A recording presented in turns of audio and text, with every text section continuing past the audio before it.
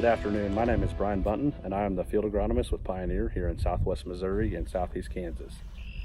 Today I wanted to talk to you a little bit about spring nitrogen applications, particularly pertaining to anhydrous ammonia and how that pertains to corn planting for 2019. So we had a really wet fall here in southwest Missouri and southeast Kansas, followed by a wet winter and a wet spring, and there's very, very little anhydrous applied across most of the area that I cover. And because of that, we're having to narrow up the window between anhydrous applications and corn planting a lot more so than we would in a normal year. So I wanted to talk about some of the risks associated with that and some of the things we can do to help manage those risks.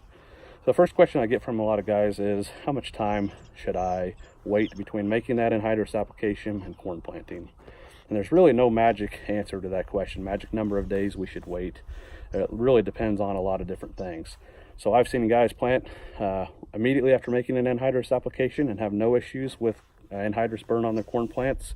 And I've seen guys apply anhydrous 60 days ahead of time and have some serious issues with anhydrous burning. So there's a lot of things that come into play when we talk about the amount of time that we need to wait, and there's really no magic number of days. The thing that's probably more important than time is depth. I'm encouraging guys that would normally put on their anhydrous about 6 inches to deepen up a little bit and apply most of their nitrogen at a minimum of 7 inches and preferably between 8 and 10 inches. The reason for that is the deeper we place it, typically the less amount of burn we see, even with higher rates of anhydrous. So when we apply that anhydrous in a zone, that anhydrous is going to expand 3 to 4 inches and from the zone in which it's applied. So if we apply it at a 6-inch depth and it were to expand, say, 4 inches, and then we plant at a 2-inch depth, a lot of times that anhydrous zone and that seed zone are going to come too close into contact with each other. If we can increase the depth that we apply to 8 or 10 inches and that expands 4 or even 6 inches, we know that that anhydrous is not going to come in contact with the seed and damage. So I think the most critical thing is depth more so than time.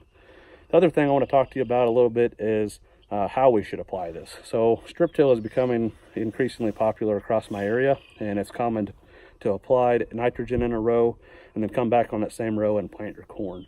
And if that applies to you in your farm, I would encourage you to try to offset with your GPS 4 to 6 inches and move that seed zone away from that band of application just to help eliminate any risk of nitrogen burn.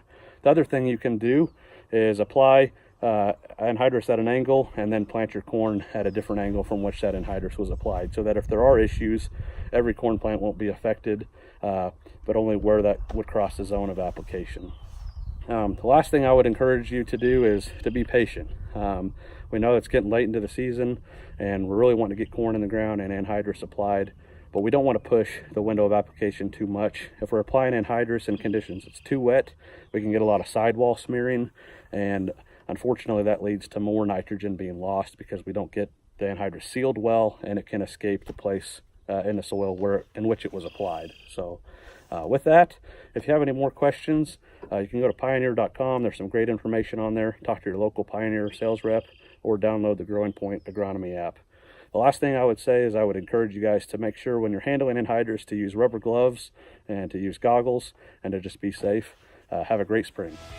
That concludes this Pioneer Growing Point Agronomy video podcast. Visit our page on pioneer.com and follow us on Twitter and Facebook for more agronomy insights.